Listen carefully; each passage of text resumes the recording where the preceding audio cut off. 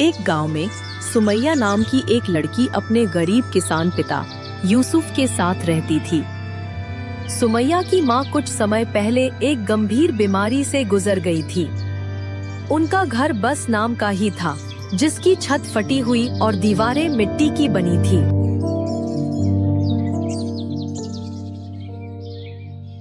सुमैया बेटी कहाँ हो? जल्दी से खाना दे दे। धूप चढ़ गई तो मैं खेत का काम नहीं कर पाऊंगा बेटी। हाँ पिताजी, मैं आ रही हूँ। आप बस थोड़ी देर बैठिए, मैं बस प्याज काट कर आई। लीजिए पिताजी, अब जल्दी से खा लीजिए। बेटी, क्या दोपहर के लिए घर में चावल दाल कुछ है? क्या आज का दिन निकल पाएगा? थोड़े से चावल हैं और कुछ नहीं। आप चिंता मत कीजिए, मैं दादी अम्मा के तालाब से कुछ अरबी के पत्ते तोड़ लाऊंगी। क्या करूं बेटी, तू छोटी सी है, इस गरीबी में इस घर को कैसे संभालेगी? तेरी माँ जब जिंदा थी तो कितने तरीकों से मेरी मदद करती थी। आप चिंता मत कीजिए, मैं भी किसी न किसी तरह से आपके हर काम में मदद करूंगी। क्या बात है मोहन, बड़े आराम से खाना खा रहे हो। जमींदार साहब, आप आइए आइए, बैठिए। अरे रहने दे, उठने की जरूरत नहीं, बैठ, खाना खा रहा है, खा। मैं ये कह रहा था कि मेरे पैसे के बारे में कुछ सोचा या नहीं? जी मतलब जमींदार साहब, मैंने सोचा था कि इस बार पैसे दे दूंगा, लेकिन सुमैया की माँ के इलाज में सब खर्च हो गया। तेरी ये बातें मैं बहुत सुन चुका हूँ, अब और नहीं। सुन, तेरे खेत में आज खूंटे गाड़ दिए जाएंगे। खबरदार, तू मुझे उस खेत के आस पास भी ना दिखे। आप ये क्या कह रहे हैं जमींदार साहब? अगर आप वो खेत मुझसे ऐसे छीन लेंगे तो हम भूखे मर जाएंगे। तुम लोग मरोगे या बचोगे, ये मेरा देखने का विषय नहीं है। जो मुझे बताना था मैंने बता दिया। तुम लोग अभी उस खेत में खूंटे गाड़ दो और ध्यान रखना कि वो आदमी खेत के आसपास भी ना भटकने पाए। अब क्या होगा? कैसे जिएंगे? अब तो हम भूखे मर जाएंगे।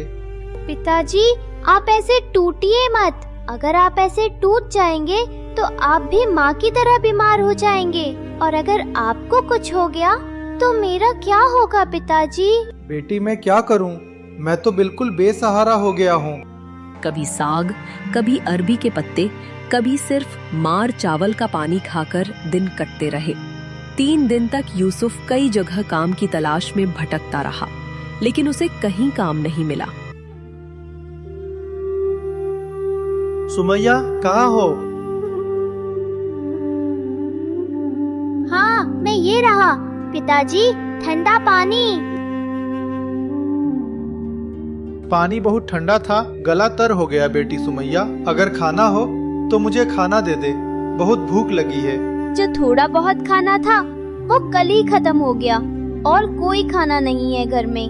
मैं खाने के लिए कुछ घरों में गई थी, लेकिन किसी ने खाना नहीं दिया।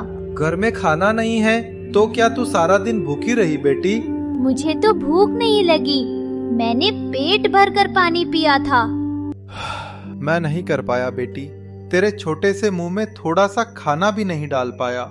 मेरे जैसा पिता होने से अच्छा है न होना। ऐसा बदनसीब पिता किसी बच्चे को न मिले। छी पिताजी, ऐसी बातें मत कहो।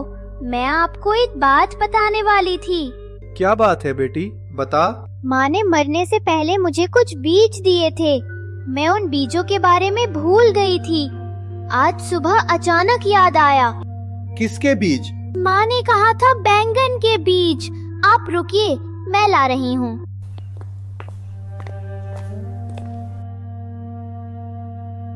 ये लीजिए पिताजी। ये तो बैंगन के बीज हैं बेटी। तेरी माँ को इतने सारे बैंगन के बीज कहाँ से मिले थे? मुझे नहीं पता, लेकिन माँ ने कहा था तुम्हारी दवाइयाँ खत्म हो गई हैं क्या? तुम्हारा पिता और कितनी दवाइयाँ लाएगा? तो क्या तुम दवाइयाँ नहीं खाओगे? अगर तुम ज्यादा बीमार हो गए तो हमारा कौन ध्यान रखेगा?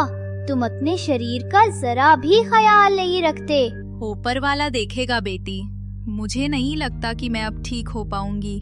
बेटी सुमैया, ये अपने पास रख, अगर कभी मुसीबत आए तो काम आएगी। माँ, इसके अंदर क्या है? इसमें कुछ बैंगन के बीज हैं बेटी, तुम्हारी नानी ने मुझे दिए थे, लेकिन इतने सालों तक मुझे इन बीजों की याद ही नहीं रही। आज अचानक मुझे तुम्हारी नानी के पुराने कपड़ों का बक्सा देखने को मिला। बैंगन के बीज का क्या करूँगी? उन्हें अपने पास ही रखो माँ। इन बैंगन के बीजों को लगाने के बाद अगर पौधे निकले तो जब मैं नहीं रहूंगी तो समझना कि वही बैंगन के पौधे तेरी माँ हैं। आपको कुछ नहीं होगा माँ। लेकिन बेटी, हमारे पास तो कोई जमीन नहीं है, हम इन बैंगन के बीजों को कहाँ बोएंगे? क्यों पिताजी, हम अपने आंगन में बोएंगे। आंगन की एक तरफ तो काफी जगह है, मैं पौधों की बहुत अच्छे से देखभाल करूंगी। आप बस मुझे बीज लगाने का इंतजाम कर दीजिए। ठीक है बेटी, मैं आज ही जमीन को अच्छे से खोदकर पानी दे दूंगा, तू बीज लगा देना। मैं भी आपकी मदद करूंगी, आप रुकिए, मैं कुदाल निकाल कर लाती हूँ।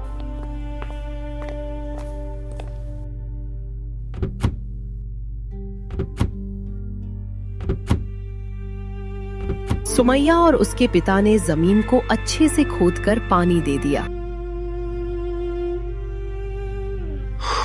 बेटी, तेरा मुंह बिल्कुल सूख गया है, सारा दिन भूखी रही, अब तो लगभग शाम होने वाली है, किससे थोड़ा सा खाने का इंतजाम करूं?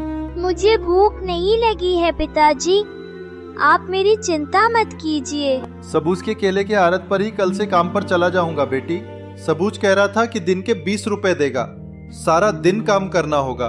मैंने सोचा था कि नहीं करूंगा, लेकिन पेट भरने के लिए लगता है कि ये काम करना ही पड़ेगा। इतना मुश्किल काम सारा दिन मेहनत करके सिर्फ 20 रुपए? आपको ये काम भी नहीं करना पड़ेगा पिताजी।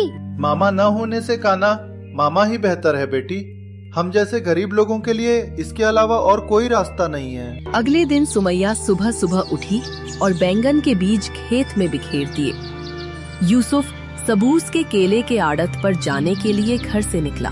पिताजी, कहाँ चल दिए? काम पर जा रहा हूँ बेटी, काम खत्म करके घर लौट आऊंगा, तुम स्कूल चली जाना। मैं अब स्कूल नहीं जाऊंगी, अच्छे कपड़े नहीं हैं, स्कूल की फीस बाकी है, सब लोग मेरा मजाक उड़ाते हैं। बहुत जल्दी फीस चुका दूंगा बेटी, तुम्हें बहुत बड़ा बनना है, पढ़ाई छोड़ दोगी तो कैसे चलेगा? देखते ही देखते कुछ दिन बीत गए। सुमैया बैंगन के बीजों को नियम से सुबह शाम पानी देती रही।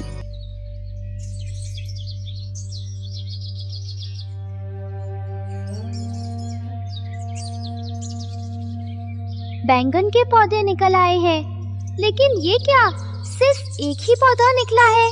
पिताजी। हाँ बेटी, सुन रहा हूँ, क्यों बुला रही हो?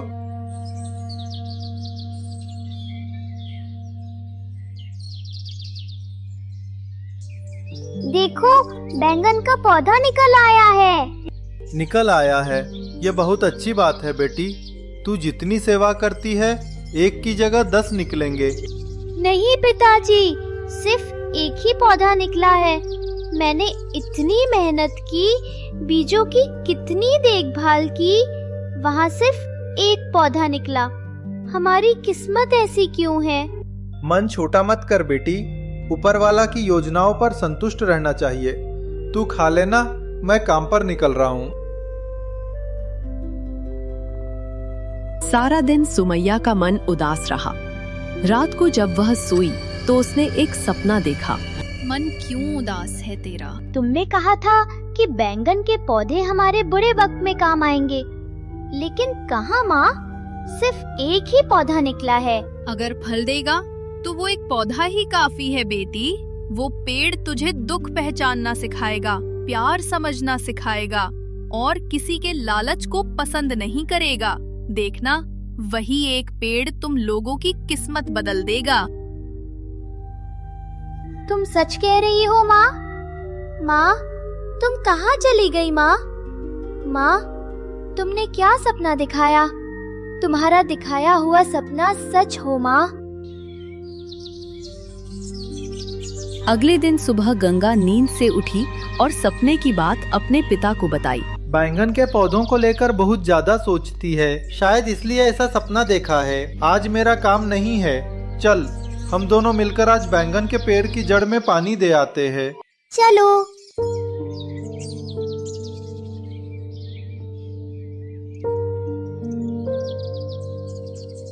पिताजी देखो, माँ ने सपने में बिल्कुल ठीक कहा था। पेड़ पर 2 सोने के बैंगन लटक रहे हैं। ऊपर वाला ने हमारी पुकार सुन ली है, हमारे कष्ट वह जरूर दूर करेंगे। हाँ पिताजी, माँ ने कहा था कि पेड़ प्यार समझता है, दुख समझता है, लालच पसंद नहीं करता। हम कभी लालच नहीं करेंगे। मैं इस पेड़ को बहुत प्यार करूंगी। देखो पिताजी, पेड़ हमारी बात सुनकर कैसे हिलने लगा। सच में ये पेड़ प्यार समझता है। क्या तुम यहाँ से एक बैंगन तोड़कर सुनार के पास बेचने जाओगी? हाँ बेटी, बेचूंगा तो जरूर। तुझे कितने दिनों से अच्छा खाना नहीं दे पाया, आज तो तेरे लिए नए कपड़े, 2 किलो बकरे का गोश्त और घर का सारा सामान खरीद कर लाऊंगा। यूसुफ ने एक सोने का बैंगन सुनार के पास बेचकर घर का सारा जरूरी सामान खरीद लिया। सुमैया, बेटी सुमैया। पिताजी आप आ गए। इतना सारा सामान खरीदा है। ये मेरा नया फ्रॉक है। आज मुझे बहुत खुशी हो रही है। इतना सब कुछ एक साथ देखूंगी, कभी कल्पना भी नहीं की थी। जा बेटी, आज गोश्त को जरा मसालेदार बनाना। बाप बेटी मिलकर मजे से खाएंगे। और हाँ, नहाकर आज ये नया फ्रॉक पहनना बेटी। देखते ही देखते सुमैया और यूसुफ की हालत बदल गई। टूटे फूटे घर की जगह पक्का मकान बन गया। जो चीजें उन्होंने कभी सपने में भी नहीं सोची थी, वे भी उन्हें बहुत आसानी से मिल गई। सब तो सुन लिया, पता लगा रातों रात वो इतना अमीर कैसे हो गया। जो 2 दिन पहले मेरे पैसों के लिए मेरे पैरों में पड़ा रहता था, वो आज गांव वालों की मदद करता है। मेरे सूद के कारोबार को पैरों तले कुचलना चाहता है। नहीं, ये तो होने नहीं दूंगा। अरे तू ऐसे भागते हुए क्यों आ रहा है? मालिक, जो चीज देख कर आया हूँ। क्या ऐसा देख लिया?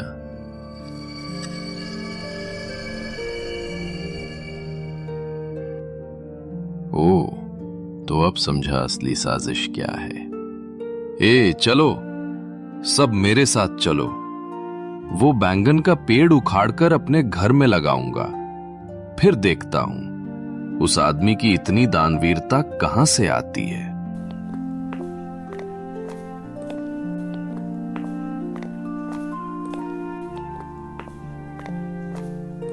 क्या बात है मोहन, वाह, 2 दिन में इतना शानदार घर। आखिर ये सब कैसे किया? सब ऊपर वाला का दिया हुआ है।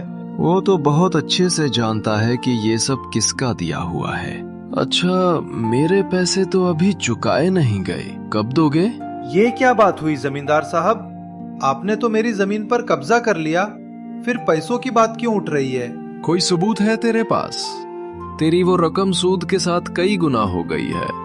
उसके बदले ये घर बार सब मेरा है। नहीं जमींदार साहब, ऐसा मत कीजिए। मैं आपका सारा कर्ज चुका दूंगा, फिर भी मुझे इस घर से बेदखल मत कीजिए। ठीक है, मुझे कुछ नहीं चाहिए, बस ये बैंगन का पेड़ चाहिए। ये पेड़ केवल प्यार समझता है, आपको कुछ नहीं मिलेगा। लालच करोगे तो तबाह हो जाओगे। क्या रे मोहन, तेरी बेटी के मुंह में तो देख रहा हूँ घर की बातें आ गई हैं। याद रखना, अगर मैं चाहूँ तो तुम लोगों को अभी इस घर से। नहीं जमींदार साहब, लेकिन ये पेड़ मैं नहीं दे पाऊंगा। तुझे देना नहीं पड़ेगा, मैं खुद ले लूंगा। लालच करोगे तो मैं सूख जाऊंगा, दुख दोगे तो मैं रोऊंगा, प्यार दोगे तो मैं फल दूंगा।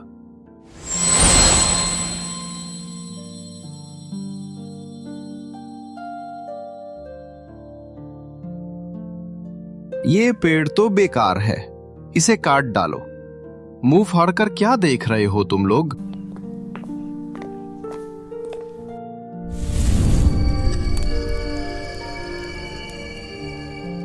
अरे बाबा, कितनी गर्म है, हाथ जल गया, पैर जल गया। तुम लोग पेड़ को हाथ मत लगाओ, ये मेरी माँ जैसा है, हाथ मत लगाओ, इसे दुख हो रहा है।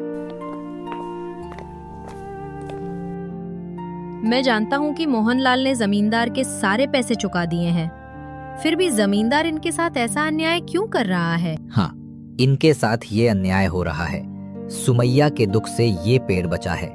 इस पेड़ को काटने का जमींदार को कोई अधिकार नहीं है। क्या रे मोहन, तूने तो देख रहा हूँ गांव के सभी लोगों को पैसे देकर खरीद लिया है। ये अन्याय है ना? रुक, मैं इस पेड़ को अपने हाथों से काट डालूंगा। जैसे ही जमींदार पेड़ की तरफ बढ़ा, उसके हाथ पैर अकड़ गए और वो जमीन पर गिर पड़ा। मेरे हाथ पैर कैसे अकड़ गए? मैं हाथ पैर हिला क्यों नहीं पा रहा हूँ? ये क्या हो रहा है? जैसा कर्म वैसा फल। अब सारी जिंदगी लोगों के दरवाजे पर भीख मांगकर खा, लालची सूदखोर जमींदार। सुमैया ने पेड़ की ऐसी दयनीय हालत देखकर पेड़ के तने पर हाथ रखा। अगर तुम सच में मेरी माँ जैसे हो तो फिर से उठो, तुम्हें ऐसे खत्म होते हुए मैं नहीं देख सकती। जाग जाओ तुम, मेरे दुख का साथी। कितनी मेहनत से मैंने तुम्हें बड़ा किया है, तुम्हें मैं कभी खो नहीं सकती। मेरी माँ की छाया तुम पर ही है।